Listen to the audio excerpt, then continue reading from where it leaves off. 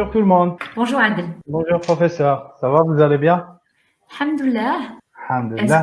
Donc, bonjour tout le monde. Je remercie l'ensemble des participants au mon nom et au nom des laboratoires Infamidis d'être présents là parmi nous. Je remercie également professeur Moufouk pour sa disponibilité, pour son partage, aussi pour son assiduité aussi. Donc, je remercie aussi ma collègue qui est là présente avec moi, c'est Sarah, la déléguée de la région Oran, déléguée de la gamme psychiatrie. Donc, concernant le webinaire, nous allons commencer d'abord par une présentation des laboratoires Infamidis via une vidéo. Nous allons commencer par une vidéo de présentation des laboratoires Infamidis. Après, nous allons, avant de commencer la communication, vous donner les noms des gagnants du précédent webinaire. Donc, nous avons 3 gagnants. Après, nous allons laisser la main au professeur Moufouk pour la présentation. Le suspense donc, pour les gagnants, Adel, c'est le suspense pour les gagnants. La vidéo d'abord, d'accord. Allez, là, la vidéo d'abord et après. Voilà.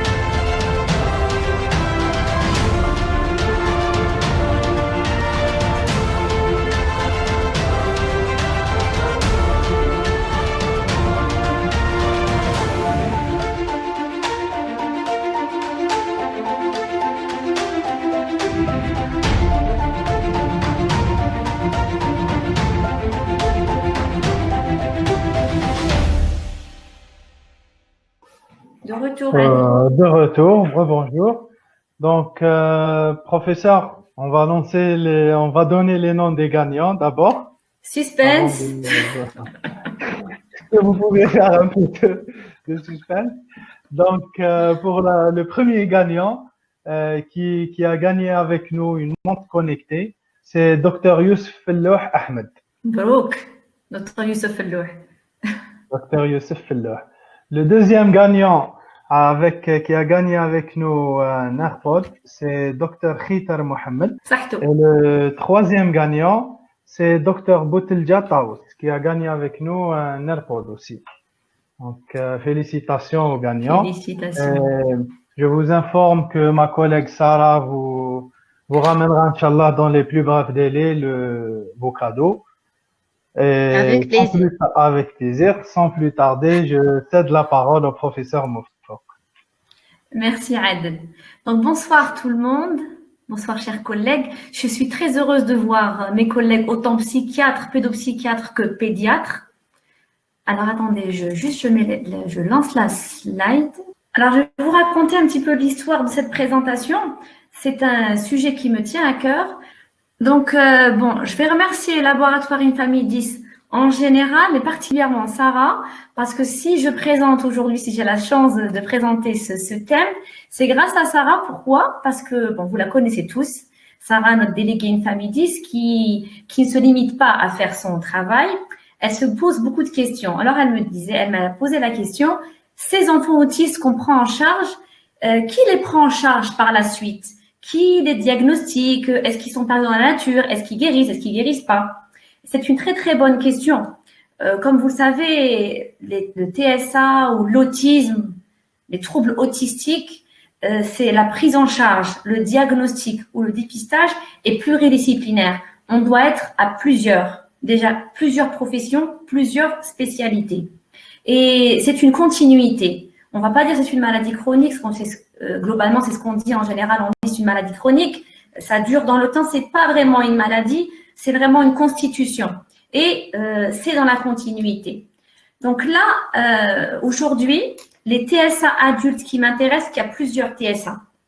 Vous avez les TSA qui ont été diagnostiqués durant l'enfance, qui ont été, entre guillemets, j'aime pas dire ça, mais qui ont été étiquetés, qui ont été pris en charge et qui peuvent très bien se fondre dans la masse parce qu'on peut ne pas remarquer qu'il y avait un trouble autistique avant, surtout s'il n'y avait pas une déficience associée. Parce qu'en fait, quand ça se voit vraiment, c'est quand il y a une déficience profonde qui est associée. Je ne parle pas aussi des anciens TSA qui n'étaient pas diagnostiqués du tout, qui n'étaient pas diagnostiqués dans les années 50 ou 60 et qu'actuellement on les voit complètement psychotiques, déficitaires. On voit bien que c'est pas des schizophrènes, mais qu'est-ce que ça peut être? C'était des déficients? Est-ce que c'est une schizophrénie qui est devenue vraiment déficitaire? C'est une démence? Vous voyez, je parle pas de cela.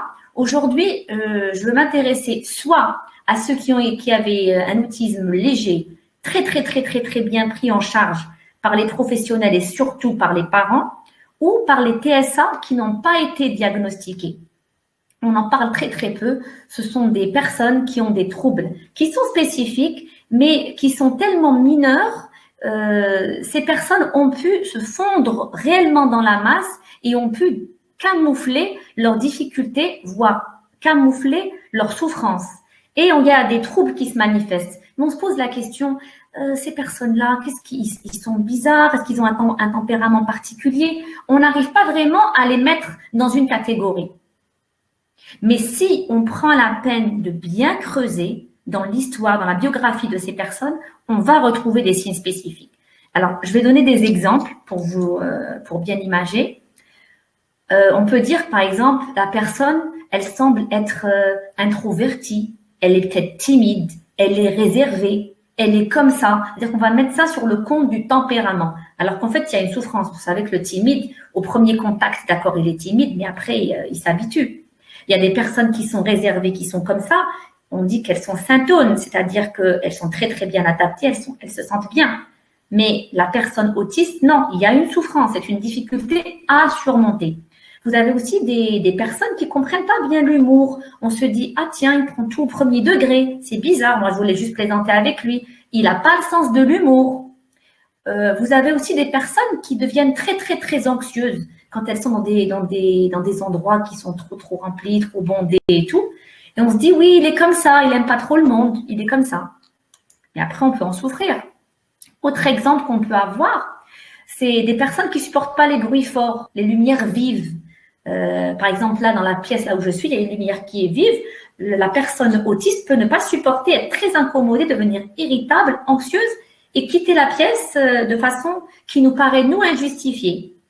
Vous avez aussi des personnes, peut-être même dans votre entourage, qui se mettent en colère s'il y a des changements de dernière minute. Par exemple, on va dire webinaire était prévu à 18h. Si on envoie des mails pour dire 18h30, personne autiste va dire comment ça, c'était prévu à 18h, c'est pas normal qu'il fasse 18h30, c'est pas normal, c'est pas correct. Moi, j'ai prévu que ce soit à 18h. Donc, vous avez des personnes qui se mettent en colère on se dit pour un rien. Alors qu'en fait, c'est pas un rien. C'est le fait de s'accommoder, le fait de s'acclimater, s'adapter à un changement de dernière minute. Ils les ont pas, les personnes autistes. Ce que je peux vous dire, c'est tout ce que je donnais comme exemple n'est pas suffisant pour poser un diagnostic de TSA. Mais ça vaut la peine, si vous avez ce genre de manifestation, de creuser un peu plus. Vous allez le voir par la suite. Pourquoi? Alors, avant de vous exposer tous les signes sémiologiques du TSA chez l'adulte, on va faire un petit sondage sur les mythes, fausses croyances ou bien réalités concernant le spectre de l'autisme chez l'adulte. Alors, une personne autiste est incapable d'avoir des émotions. Là, maintenant, je vais vous demander, mes chers confrères, de répondre par vrai ou faux. Est-ce qu'à votre avis, une personne autiste, quand je dis une personne, c'est un enfant ou un adulte, est-ce que ce sont des personnes incapables d'avoir des émotions? Alors, est-ce qu'à votre avis, la personne autiste, donc qui est dans le spectre de l'autisme, que ce soit léger ou que ce soit sévère, est-ce que ce sont des personnes incapables de ressentir des émotions? On est à 70% faux. De la façon qui nous paraît à nous adaptée. Mais ça ne veut pas dire, nous les neurotypiques, je ne dis pas les normaux, nous les neurotypiques, parce que nous les neurotypiques, on peut avoir des comportements et des expressions d'émotions anormales, vous savez très bien. Donc, c'est la façon qu'a la personne autiste de l'exprimer. Nous les neurotypiques, pour nous, c'est pas adapté. Il l'exprime pas de la même manière que nous. Donc, c'est très bien. Alors, autre mythe, fausse croyance ou réalité, une personne autiste est incapable d'empathie et de compassion. C'est-à-dire que les personnes autistes sont incapables de se mettre à la place des autres, d'avoir de la compassion, je ne veux pas dire de la pitié, de la compassion pour une autre personne. C'est-à-dire que c'est des personnes indifférentes, c'est des personnes froides. Par contre, là, on est à 100% sûr que c'est faux. Et parce que j'ai caricaturé. Donc là, effectivement, c'est faux parce que ce sont des personnes qui n'arrivent pas à décoder. Qui n'arrivent pas à décoder pourquoi? C'est des personnes qui ont besoin qu'on soit direct, qu'on dise les choses directement. Alors que vous savez que toutes les personnes, on va dire neurotypiques, on n'a pas besoin de dire la chose. Des fois, j'ai un visage triste, donc il est clair qu'il faut venir me consoler. Des fois, je suis très, très heureuse, ça se voit que je suis heureuse. Donc, on voit la joie dans mon visage. Tout le monde décode. Eux, ils ont des problèmes pour décoder. Il y a autre chose qui n'arrive pas les adultes autistes, c'est à comprendre le langage corporel ou bien les mimiques. Par exemple, si je dis, je vais donner un exemple comme ça juste pour… dans un couple, par exemple. Si le mari dit à sa femme, est-ce que tu veux bien me prêter ta voiture? Donc, il vaut mieux dire, non, je ne te la prête pas. Mais nous, on sait très bien qu'on peut répondre comme ça. On va regarder comme ça en disant, tu veux la prendre maintenant? D'accord, pas de souci. Vous voyez, quand je dis non, pas de souci, tu peux la prendre, j'ai quand même eu une mimique qui n'était pas très positive. La personne autiste ne va pas décoder ça. Il vaut mieux dire non, je ne te la prête pas, j'ai pas envie, j'ai peur que tu me la rentres dans un mur. Donc, le fait de décoder ça, non. Aussi, le ton de la voix. Des fois, on peut demander, est-ce que je peux emprunter telle chose? La façon de répondre de la personne, si la personne dit oui, si vous insistez oui, là, on va dire non, c'est pas la peine. Mais la personne autiste, non, ne va pas décoder ça. Vous voyez, il y a ce problème de décodage. Donc, c'est pour ça que si on voit la personne qui est triste, qui dit des choses tristes, la personne peut ne pas avoir compris que la personne était triste, donc elle peut avoir l'air de ne pas avoir de la compassion et pas d'empathie. Alors que non, c'est le fait qu'elle n'ait pas décodé, qu'elle n'ait pas compris. Alors, une personne autiste est agressive. Là, on n'a pas encore de réponse. Apparemment, c'est difficile. Bon, c'est pas évident parce que, bon, là, je vais vous aider. Là, je parle pas de la personne autiste sévère avec une grosse déficience mentale. Là, je parle vraiment, ce qui m'intéresse dans ce webinaire, c'est de parler de l'autisme. Donc, est-ce qu'à votre avis, le fait d'avoir un spectre de l'autisme, ça prédispose à être agressif? On est à 50-50. Alors, 50-50. le TSA en lui-même, là je ne parle pas quand vous avez un TSA avec une autre pathologie associée, notamment la déficience mentale profonde où la personne ne comprend pas les situations, on peut avoir des troubles du comportement et de l'agressivité. Donc je comprends qu'il y ait eu un petit peu de flou pour cette question-là, hein, mais ce qu'il faut savoir, c'est la structure des personnes présentant un TSA, parce qu'il faut savoir que les TSA ont une personnalité. Et la personnalité des TSA ne prédispose en rien à l'agressivité. En rien du tout. Mais on peut avoir parfois des comportements très expressifs. C'est-à-dire ils ne savent pas comment s'exprimer. Par exemple, pour montrer une indignation, même si je suis indignée, je dois me tempérer, me calmer et dire les choses. Mais l'enfant autiste aura peut-être, l'enfant et l'adulte autiste aura tendance à être explosif. D'accord? Et nous, en tant que neurotypiques, on va dire, mais c'est trop cette explosion. C'est-à-dire qu'il y a une sorte de catharsis des émotions qui peut avoir l'air d'une agressivité, alors que c'est beaucoup plus une impulsivité qu'une agressivité. Bon, je suis sûre que vous aurez des questions à me poser après. Hein. Alors, autre mythe, fausse croyance ou réalité, une personne autiste possède des aptitudes extraordinaires. Je pense que c'est du 66% vrai. 75. Voilà. On est plus 80% vrai. Alors, une personne autiste, d'accord, les enfants ou adultes autistes sont avant tout des personnes. On peut avoir des personnes avec un QI normal, on peut avoir des personnes très, très intelligentes, comme on peut avoir entre 40 et 60% une déficience intellectuelle. D'accord? Donc, c'est pour ça que c'est du 50-50, c'est des pourcentages. D'accord? Mais ils peuvent avoir des aptitudes particulières, extraordinaires, mais ce n'est pas une généralité. Quand on pense à autisme, il ne faut pas penser forcément à surdoué. D'accord? Alors, une personne autiste est incapable de parler. Et là, je dirige ma question pour les personnes autistes adultes. On sait, vous savez que pour les enfants, la majorité ont un problème de langage, c'est on va dire c'est le motif de consultation le plus fréquent et tout. Mais à l'âge adulte, est-ce que ce sera des personnes incapables de parler? C'est à 100% faux. Eh bien, là, on est sûr. Alors, des personnes autistes à l'âge adulte, non verbales, ça existe, il y en a. Mais c'est pas la généralité, c'est pas la norme établie.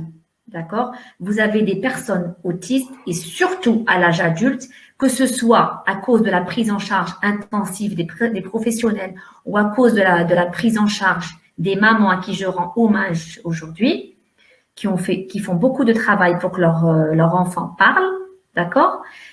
Donc, ces personnes en général parlent et même certaines parlent très très bien. Il y a des petites particularités, on va les voir dans les signes tout à l'heure, mais le langage, comme on dit l'oura, il parle. C'est la façon de communiquer qui va être problématique. Alors, une personne autiste ne regarde pas dans les yeux. Là aussi, c'est pas évident. Hein. C'est à 80% vrai. La personne autiste, enfin l'enfant autiste, c'est vrai, le premier signe, c'est ne fixe pas le regard. Vous le savez tous, les tests MCHAT, etc. On dit ne fixe pas le regard. Mais ce qu'il faut savoir, c'est qu'à l'âge adulte, vous savez, il a tout le temps d'avoir appris à regarder. Et souvent, c'est pas le fait de regarder, de fixer qui pose problème. C'est le fait de fixer à quel moment. Vous pouvez avoir une personne qui vous parle, qui interagit avec vous, mais qui ne vous regarde pas forcément. Il faut lui dire « regarde-moi ». Et ça, vous avez ce problème-là souvent quand ils sont amoureux de quelqu'un qui ne la regarde pas. J'ai souvent ça en consultation qui me disent « il ne me regarde pas, il me ceci, cela ». Alors, ce n'est pas qu'il n'aime pas, c'est que pour lui, le fait de regarder, ça rentre dans l'interaction sociale, il ne va pas la regarder forcément. D'accord? Donc, c'est le moment où il regarde. Il y a des moments où il faut regarder, il ne regarde pas. Il y a des moments où il ne faudrait peut-être pas regarder, il va se mettre à fixer alors que ce n'est pas le moment de fixer.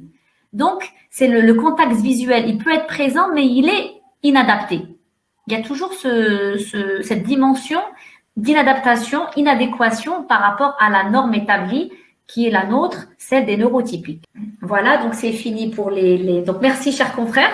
Vous avez été magnifiques. Donc, poser un diagnostic de trouble spectre de l'autisme chez l'adulte peut être très difficile. Donc, c'est facile quand le diagnostic a déjà été posé durant l'enfance. Vous avez soit un professionnel de la petite enfance, soit un pédiatre, soit un pédopsychiatre qui vous l'a orienté en tant que psy d'adulte, d'accord? Soit vous avez des parents qui vont accompagner leur fils ou leur neveu ou bien leur époux ou bien leurs épouses. Ils vont les accompagner pour être pris en charge pour autre chose. Et là, ils vont vous dire, voilà, quand elle était petite, quand il était petit, et celui pour autisme. Là, ça va.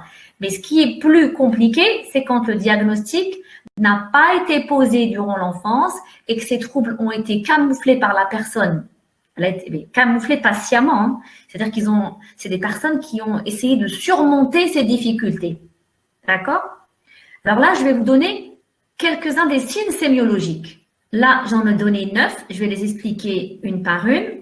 Premièrement, difficultés persistantes au niveau des relations sociales. Ça, c'est comme pour les enfants, mais quand on est adulte, ça va toucher d'autres domaines. Sembler manquer d'empathie et difficulté à décoder les intentions d'autrui. Les surcharges sensorielles, et ça pose beaucoup de problèmes au quotidien. Soit l'hypersensibilité, soit l'hyposensibilité. Les intérêts spécifiques. Alors, les intérêts spécifiques, c'est pas les aptitudes spécifiques. Hein. C'est des intérêts spécifiques. Vous avez les routines et ritualisations. Vous avez les compétences exceptionnelles dont on a parlé là tout à l'heure. Vous avez les problématiques de sommeil. Vous avez les problématiques d'anxiété. Et vous avez la prosodie. La prosodie du discours, on va en parler. Alors, comme vous le savez, tisser des liens, avoir une relation sociale entre nous, c'est difficile pour tout le monde, qu'on soit TSA ou qu'on soit neurotypique. Mais ces difficultés sont encore plus importantes chez le TSA adulte parce qu'il a du mal à décoder. Donc, il a du mal à comprendre. On en a parlé tout à l'heure, les expressions faciales. Quand on voit quelqu'un qui est joyeux, quelqu'un qui est triste, quelqu'un qui est en colère, on le voit dans sa mimique. Donc, ça nous aide comme à réagir. On sait quand est-ce qu'il faut se taire. On sait, bon, il est en colère, on va pas trop lui parler maintenant. Bon, elle est très contente, bon, pour annoncer la mauvaise nouvelle, on va pas lui dire maintenant, on va la laisser savourer sa joie. Donc, les expressions, le fait de décoder, ça aide à tisser des relations. Le langage corporel, le fait que quand on est énervé, le fait de se lever, le fait d'étreindre, le fait de repousser, ça, c'est des choses qu'il peut ne pas décoder. Le fait de changer de ton de la voix. On peut avoir le même contenu du discours, mais l'intonation va changer. Et si la personne ne décode pas, elle ne va pas comprendre, il va avoir une incompréhension, une difficulté à tisser ses relations. Alors, aussi, vous avez cette incapacité à lire entre les lignes. Des fois, on dit des choses et on voudrait bien que la personne comprenne sans qu'on lui dise explicitement. Donc, tout ça, ça n'aide pas la personne à tisser des liens, que ce soit des liens amicaux ou des liens amoureux. On va en parler après. Vous avez aussi l'humour. Parfois, quand on fait un petit peu d'humour et que la personne ne comprend pas et qu'elle se fâche aussi, ça n'aide pas. On va dire, bon, il n'a pas beaucoup d'humour, c'est pas mon genre de personne, c'est pas le genre de personne avec qui je voudrais être amie. Vous avez aussi parfois le sarcasme, l'ironie. Vous avez des personnes qui sont méchantes, qui disent des choses pour se moquer. Et malheureusement, le TSA adulte ne va pas comprendre. Donc, vous imaginez un petit peu toutes les souffrances. Donc, au début, il ne va pas comprendre, mais au bout d'un moment, il finira par comprendre et en souffrir. Vous avez aussi cette difficulté qu'il a à exprimer, en plus d'exprimer ses émotions, à exprimer ses pensées. Il ne va pas les exprimer facilement. Il aura cette difficulté. C'est pour ça qu'on pourra le prendre pour un trouble d'anxiété sociale.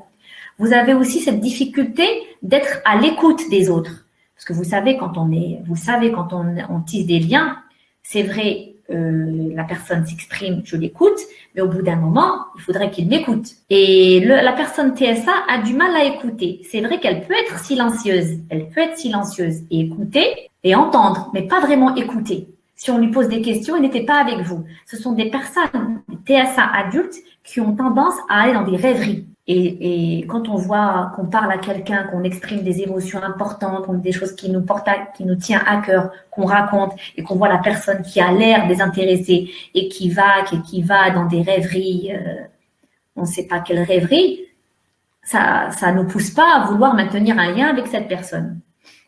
Alors pour les relations amoureuses aussi, c'est pas évident. Bon, c'est pas évident pour personne, les relations amoureuses, mais pour eux, c'est encore pire. Vous savez qu'il y a des codes particuliers. On ne doit pas faire ça le premier rendez-vous. On ne doit pas faire ça sans lui parler de ses parents. On ne doit pas faire ça. Il y a beaucoup de choses. Et ça, le TSA adulte a plus de difficultés que les personnes neurotypiques qui ont déjà beaucoup de difficultés. Alors, tout ça pour vous dire que sans le savoir, le TSA adulte risque d'enfreindre certaines règles et avoir l'air de personnes impolies.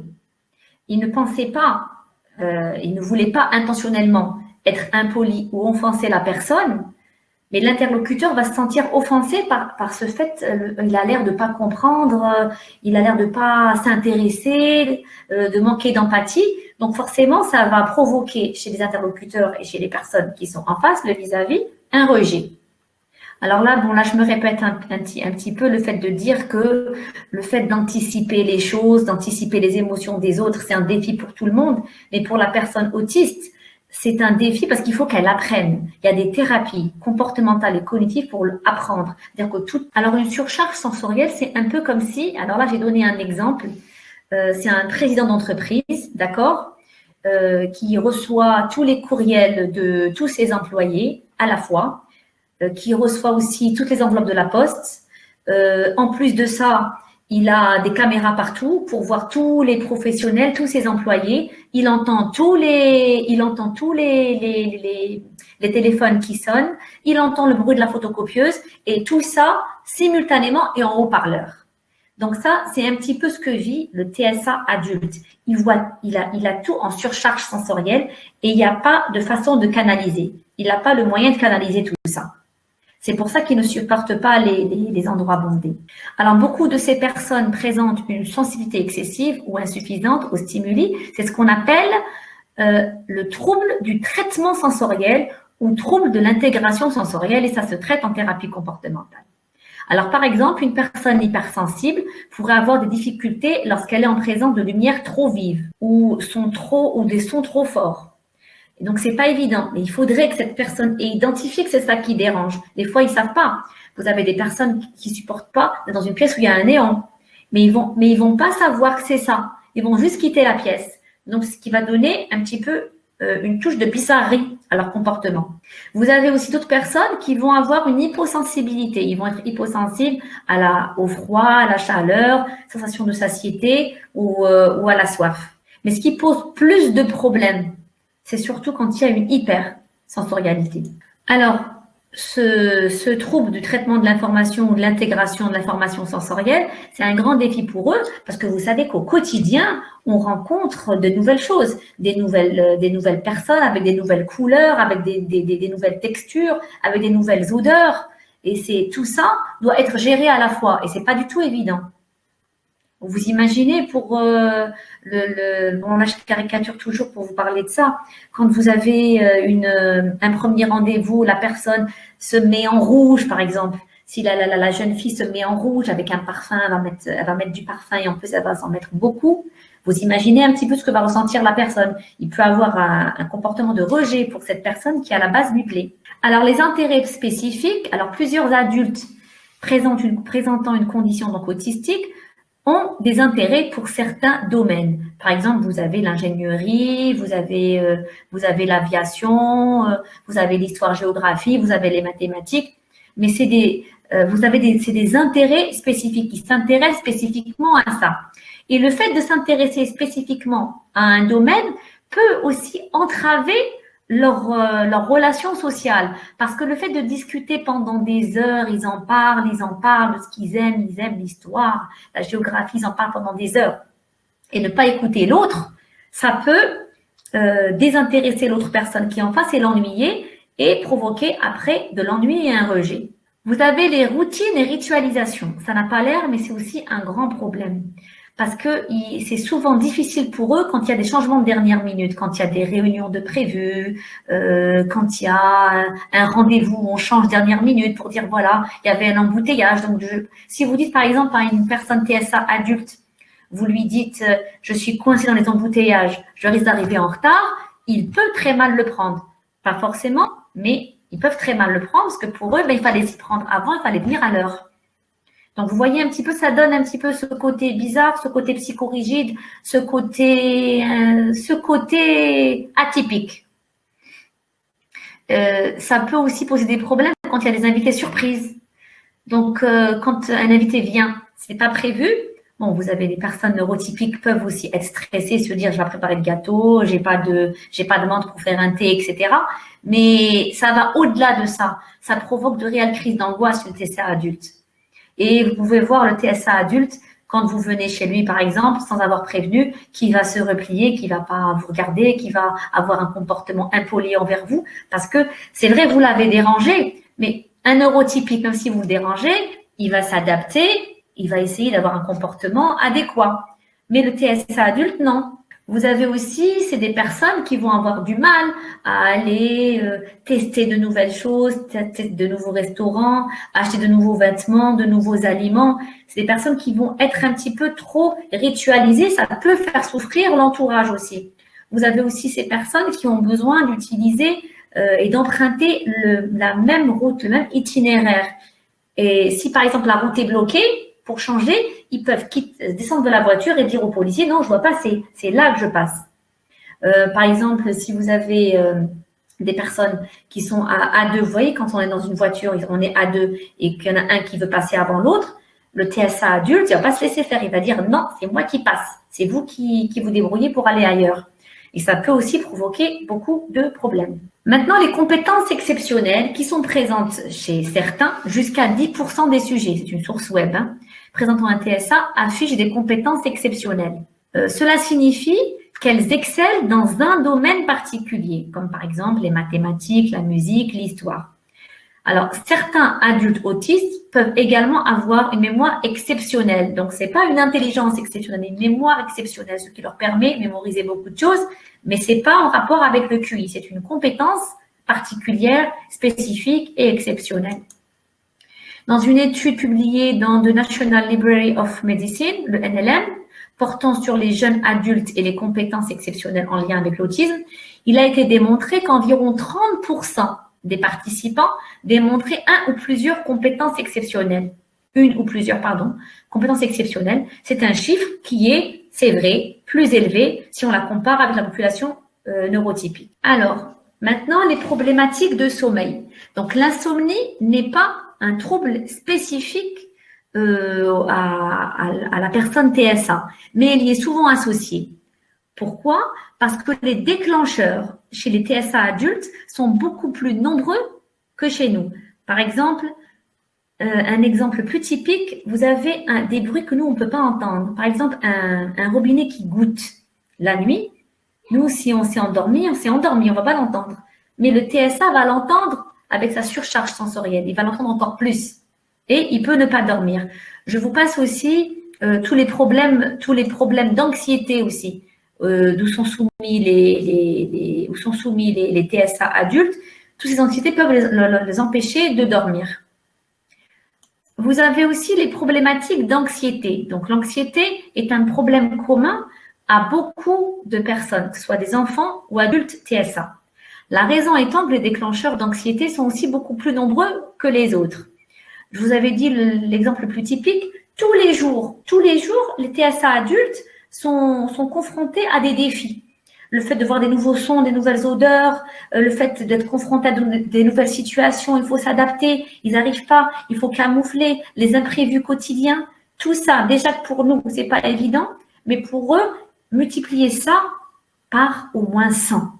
Alors, l'anxiété affecte, vous le savez, autant le corps que l'esprit. Donc, pour le corps, vous aurez les mêmes manifestations que le neurotypique. Donc, les palpitations, les tremblements, l'impression de malaise, gêne respiratoire, etc. Et par contre, pour parler des manifestations psychiques, on prend l'exemple, une personne autiste pourrait avoir des sautes d'humeur. Donc, quand vous avez une anxiété chez un TSA adulte, il ne va pas venir vous dire « je me sens angoissée, je ne suis pas bien, il faut que je parle, il faut que je fasse ceci, il faut que je fasse cela ». Vous avez des troubles de l'humeur, des troubles caractériels, une irritabilité qui sont fréquentes.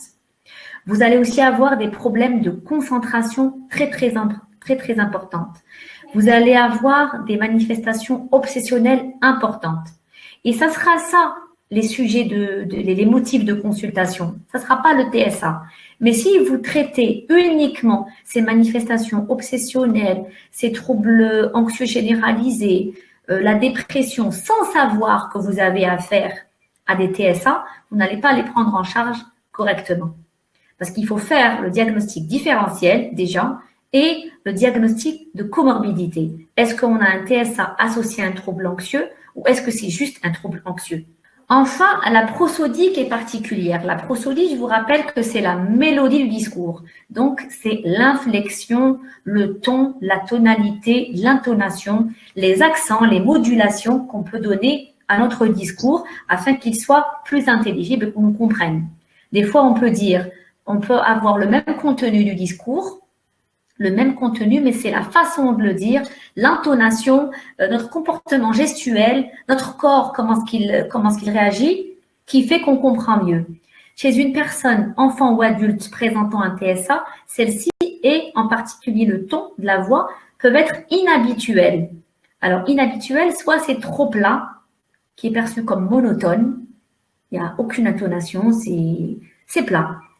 Et parfois, c'est juste inhabituel. Parfois, vous avez des personnes qui parlent trop fort ou bien qui parlent trop faiblement. Vous avez des personnes qui sont explosives quand elles parlent. Vous avez des personnes qui sont affectées, maniérées, d'accord?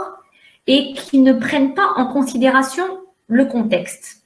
Donc, pour conclure, ce que je voulais vous dire, c'est le fait de détecter ou dépister les TSA adultes parmi nos consultants, soit les nouveaux, soit les anciens patients, parmi les troubles anxieux, parce que les TSA adultes peuvent présenter des troubles anxieux très fréquemment, que ce soit des phobies sociales, troubles anxieux généralisés, le trouble panique, le trouble obsessionnel compulsif, les troubles phobiques, parmi les troubles de personnalité qu'on pourrait prendre pour des schizoïdes, des schizotypiques, parmi les troubles dépressifs aussi. Ça peut être aussi une complication dépressive. Mais si on ne sait pas qu'il y avait un TSA derrière, on ne traitera pas correctement. Parmi aussi les addictions que ce soit à l'alcool ou à d'autres drogues, parce que ce sont des personnes tellement qui souffrent, qui ont des difficultés, qui n'arrivent pas à surmonter. Certains vont surmonter et certains ne vont pas surmonter. Donc, pour s'apaiser ou pour masquer, ils peuvent prendre des substances. Là, vous devez savoir que derrière, il y a un TSA. Vous avez aussi certaines psychoses, des psychoses déficitaires. Il faudrait savoir qu'il y avait un TSA adulte derrière, qui a évolué vers la psychose. Vous avez aussi des accès psychotiques transitoires qui peuvent apparaître chez ces TSA adultes. Vous avez aussi parmi notre entourage, c'est-à-dire ce n'est pas des patients, mais on les voit, des confrères, des collègues. Tout ça dans l'objectif, vous devez les dépister, les détecter dans l'objectif d'une prise en charge adaptée à leurs troubles. Parce que le projet de soins est différent chez des personnes qui ont un TSA adulte. Et si on sait qu'il y avait un TSA, si on le sait, si on le dépiste, on pourra lui permettre un épanouissement. Et ça fera une très, très grande différence. C'était pour ce que je voulais dire. Je vous remercie pour votre attention. Et si vous avez des questions, je suis disposée à répondre. Merci beaucoup, professeur. Donc, j'invite l'ensemble des participants de poser leurs questions au niveau du volet chat. Si vous avez... Alors, c'est soit des questions sur la présentation, soit un partage. Parce que très souvent, c'est vrai, on en a dans nos consultations, on peut en avoir, mais on peut aussi avoir dans notre entourage et on ne sait pas comment les aider parfois. Parce que dire à la personne, peut-être que tu as une forme d'autisme, ce n'est pas évident aussi à dire. Si je posais une question, je ne sais pas si je peux en poser, oui, ils pourront répondre sur le chat, Adel. Oui, oui, bien sûr. Est-ce que, avec ce que je vous ai présenté aujourd'hui, est-ce que vous pensez que vous avez déjà rencontré, soit dans votre entourage, soit dans vos consultations, un TSA d'adulte et qui certainement a dû se fondre dans la masse, qui n'a pas été dépisté et donc diagnostiqué et qui présentait un trouble anxieux? Parce que c'est très fréquent. Vous avez les troubles anxieux, vous avez les troubles dépressifs, et vous avez même des signes psychotiques aussi. Vous avez des personnes qui ne dorment pas aussi, on se demande pourquoi. Je crois que c'était clair comme de l'eau de roche. Alors, il y a docteur Guy Ali qui dit au moins un. Au moins un. Dans l'entourage ou dans les consultations? Dans l'entourage, je suppose. Parce que c'est vrai, l'objectif quand même, pourquoi est-ce que j'ai voulu parler de TSA adulte? Parce que autant que le diagnostic et que la prise en charge doit être pluridisciplinaire, c'est-à-dire les pédopsies, les pédiatres, les orthophonistes, les ergothérapeutes, les psychomotriciens et tout, mais aussi il faut que ça soit dans la continuité avec les psychiatres d'adultes et avec d'autres professionnels.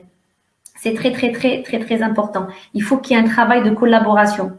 Par exemple, je sais que les pédiatres, quand ils prennent en charge les enfants, je sais qu'après, à l'âge adulte, ils ne les lâchent pas. Ils continuent à les suivre. S'ils trouvaient le moyen, ils les suivraient toujours à l'âge adulte. Il faut qu'il y ait cette transition, ce transfert vers la médecine d'adulte, mais s'ils trouvaient le moyen, ils les garderaient. Il y a quand même ce lien qui se tisse. Il faudrait qu'il y ait un travail de préparation de la pédiatrie pour dire aux parents, voilà, même si vous faites un bon travail, parce qu'il faut savoir que durant l'enfance, les parents se focalisent sur la scolarisation.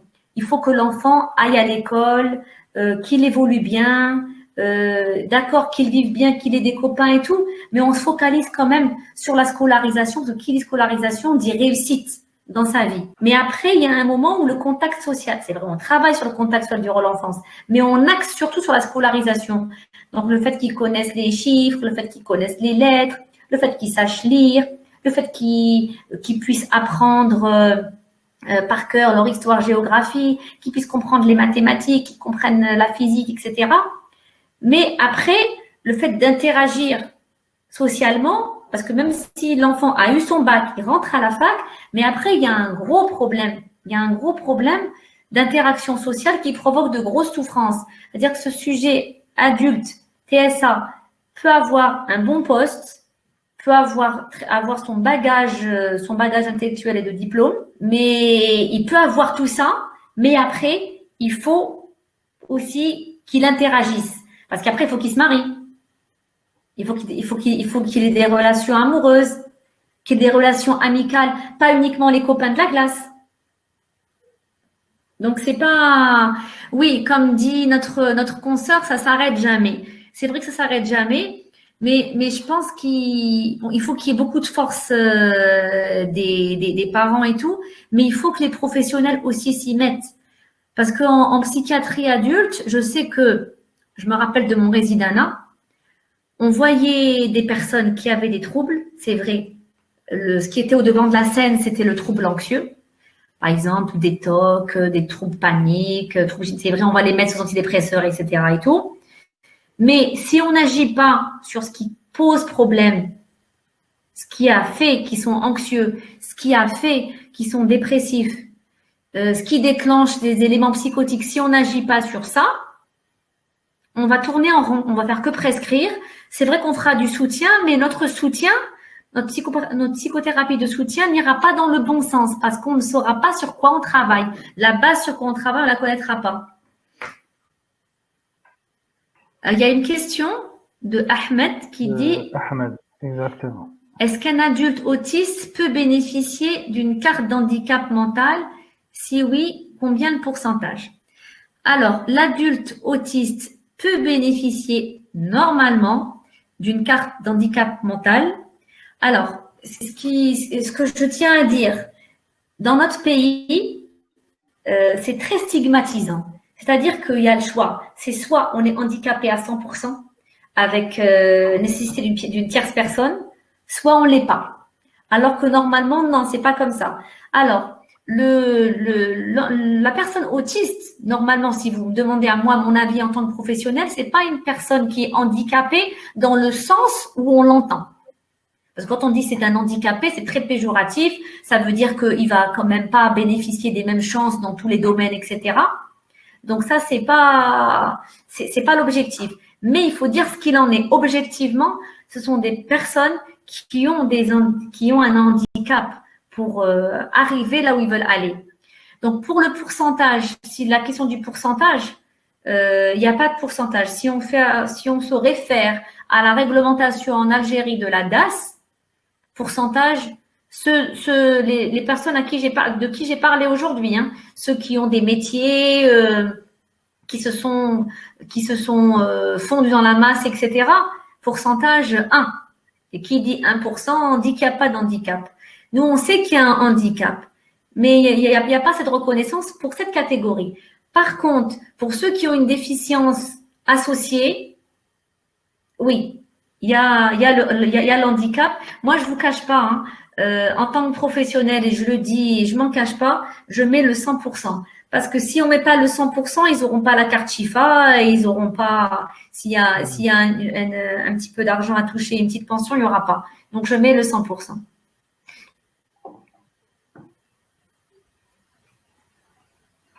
Il y a Dr Radia aussi qui confirme il faut avancer pas à pas, gérer chaque difficulté, penser à l'avenir trop lointain, perturbe par les parents. Et effectivement, si on projette les parents trop loin dans l'avenir, si on les projette trop loin, on peut les perturber. Mais des fois, et je pense que ma chère consoeur va comprendre ce que je veux dire, si on projette, on peut projeter de façon positive, les choses positives, de dire on va travailler sur ça, il pourra obtenir ça. Si on travaille sur ça, on fera ça. Parce que tous les parents qui viennent chez nous posent la question, est-ce qu'il va se marier, est-ce qu'il va étudier, est-ce qu'il va avoir son bac, est-ce qu'il va aller à la fac, est-ce qu'il va ceci, est-ce qu'il va cela. Je vais pas dire non, parce que ça serait pas vrai de dire non. Il faut dire c'est vrai, comme a dit Radia. Il faut avancer pas à pas, mais dire on va avancer pas à pas, il pourra faire tout ce qu'il veut si on travaille main dans la main et qu'on y mette tout notre cœur. Alors, Toufir, dans la prise en charge d'un enfant autiste qui se fait dans un cadre d'une équipe multidisciplinaire, mais en tant adulte TSA, quelles sont les perspectives thérapeutiques offertes pour lui? Alors, c'est justement le combat, parce qu'actuellement, tout est focalisé sur l'enfant. Bon, c'est pas du tout à tort, c'est vrai. Plus on dépiste précocement, on va diagnostiquer précocement et on prendra en charge précocement. Et on aura de meilleurs résultats et le pronostic va s'améliorer pour pouvoir travailler durant l'adolescence et durant l'âge adulte. Mais ce qu'il faut dire, notre ministère actuellement n'est pas arrivé à la prise en charge du TSA adulte. C'est vrai qu'on n'est pas arrivé à ça actuellement, mais même si le ministère n'est pas arrivé à ça, nous, dans nos bureaux de consultation, on peut y penser quand même. Donc, c'est vrai que la prise en charge à ce stade-là, pour répondre à la question de Toufir, la prise en charge n'est pas forcément pluridisciplinaire dans le sens où on l'entend chez l'enfant. C'est pas forcément l'orthophonie, l'ergothérapie, la psychomotricité. On peut avoir de ça, mais ça sera ciblé parce qu'il y aura beaucoup de symptômes, beaucoup de signes qui auront disparu à l'âge adulte. On pourra travailler que sur un secteur, que sur un domaine qui va être défaillant. Et il faudra aussi s'occuper de prendre en charge les comorbidités. Une fois qu'on saura, on va prendre en charge le côté TSA, c'est vrai, mais il faudra prendre en charge les comorbidités, c'est-à-dire traiter antidépresseurs. Mais savoir, on traite antidépresseurs, mais pas juste avec la molécule. Il faut donner la molécule et aller plus loin. Il faut aller à la psychothérapie. Je sais que certains d'entre nous peuvent prendre des raccourcis, surtout qu'actuellement, vous savez, c'est l'ère des neurosciences, la neurobiologie, on traite et on parle pas trop. Ça, c'est une grosse erreur. C'est une grosse erreur pour tout le monde, que ce soit les neurotypiques ou les TSA. Il faut vraiment cibler la psychothérapie. Et pour eux, pour ces TSA, vous avez bien sûr la psychothérapie de soutien. Mais comme vous savez, la psychothérapie de soutien, c'est une psychothérapie qui est codifiée. Elle est très structurée, contrairement à ce qu'on croit. C'est pas uniquement écouter les personnes, les écouter sans réagir. On les écoute. On doit les diriger, on doit les conseiller en fonction de leurs capacités. Ça, c'est pour la psychothérapie de soutien. Et vous avez les thérapies cognitives et comportementales qui sont très, très importantes pour les TSA adultes. Leur apprendre à gérer les différentes situations. Leur apprendre à gérer les différentes situations auxquelles elles seront confrontées. Leur apprendre à gérer les imprévus. Parce qu'autant que nous, en tant que neurotypiques, avec le temps, on va les acquérir nous-mêmes spontanément, mais le TSA, ça va pas s'acquérir spontanément. il faut que ça s'apprenne. C'est des réactions qui doivent s'apprendre. C'est vraiment le comportementalisme et le cognitivisme. C'est très, très important que ça s'apprenne. Vous avez une catégorie de TSA. Vous avez une catégorie de TSA qui peuvent acquérir seuls les bons comportements, mais ça leur prendra beaucoup de temps et il faut qu'il y ait un QI supérieur à la normale. On a des cas, j'ai eu 2 cas de TSA adultes qui avaient un QI supérieur, qui se sont mis à apprendre tout seuls. Par exemple, je prends toujours les exemples des relations amoureuses parce que c'est ça qui pose le plus de problèmes à nos patients. Il a appris tout seul, c'est un sujet qui a appris, et en plus, ça a été un TSA adulte qui a eu, il savait pas qu'il était TSA. Je vais vous raconter, je vais vous partager ce cas-là. C'est un adulte qui savait pas qu'il était TSA. Il savait qu'il avait dû surmonter beaucoup de difficultés dans sa vie. Il s'est marié, il a eu 4 enfants et il a eu un enfant autiste. Mais cet enfant autiste avait une forme différente. Il y avait une déficience mentale associée et c'était un TSA qui était sévère. Et c'est grâce à la prise en charge de son enfant qu'il a pu se diagnostiquer lui-même. Donc, ce qu'il m'a raconté en consultation, c'est ce que j'ai dit, bon, c'est bon, vous vous êtes mariés, il y a eu 4 enfants, donc ça va. Il a dit, mais avant d'arriver à ça, j'ai dû me prendre beaucoup de râteaux avec les femmes. J'ai dû vraiment analyser telle femme, elle veut ça, telle femme veut comme ça, avec celle-ci, on ne peut pas faire ça. Celle qui porte le voile, on peut se permettre ça et pas ça. Celle qui ne le porte pas, on peut faire ça et pas ça.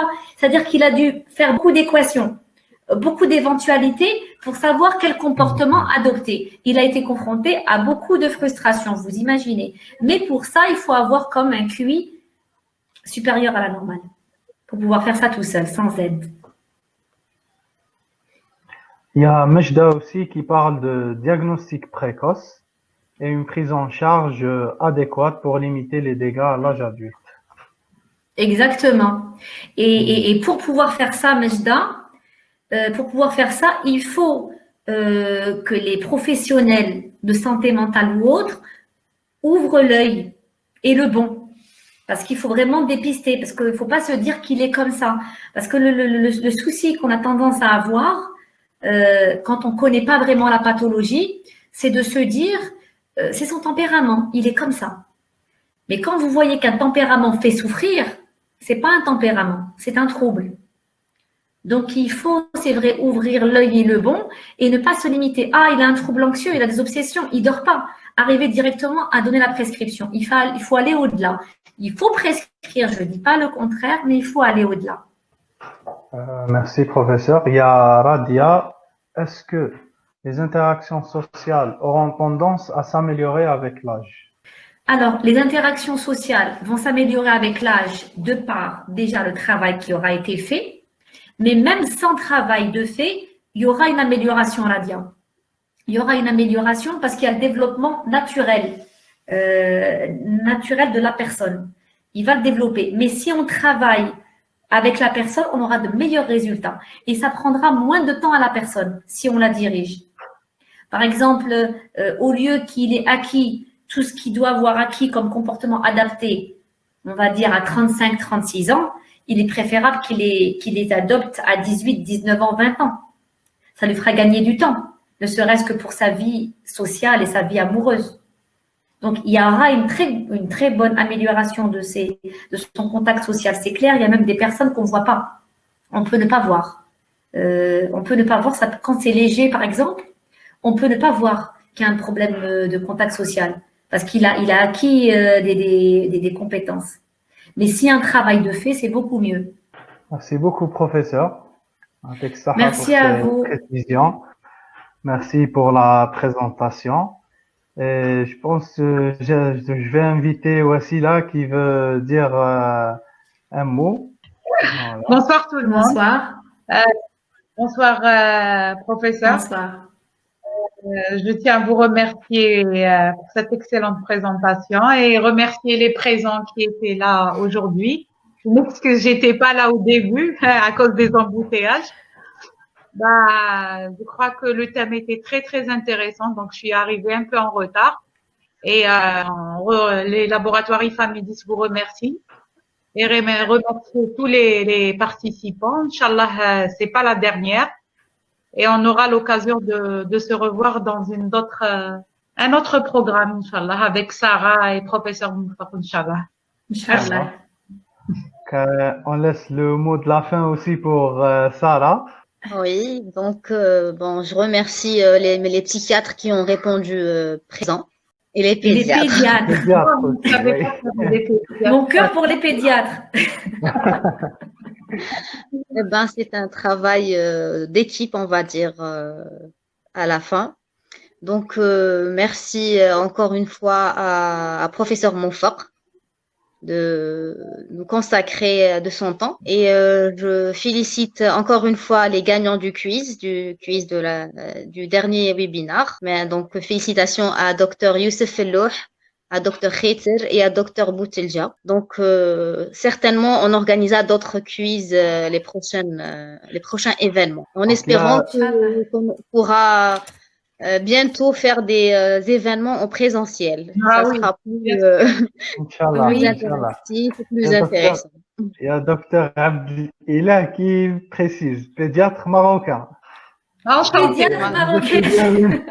Vous êtes la bienvenue avec nous. Il est le Vraiment bienvenu. Enchanté. enchanté. Donc, c'est un webinaire maghrébin. maintenant. Ah, bah Oui. oui, ça serait bien.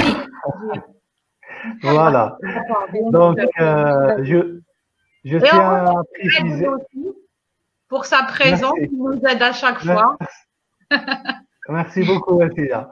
Donc, je précise juste à la fin que l'intégralité de la vidéo et de la rediffusion du webinaire sera disponible à partir de demain, Inch'Allah, sur notre chaîne YouTube, les laboratoires Infamedis.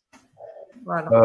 Je remercie encore une fois l'ensemble des participants, particulièrement aussi professeur Moufaq Un pour plaisir. tout ce partage. Ya'tikum saha et à un prochain webinaire. Merci. Au revoir. Au revoir. Merci à tous pour le partage. Au revoir. Merci. Bonne fin de Merci. soirée. Au revoir. Merci, au revoir.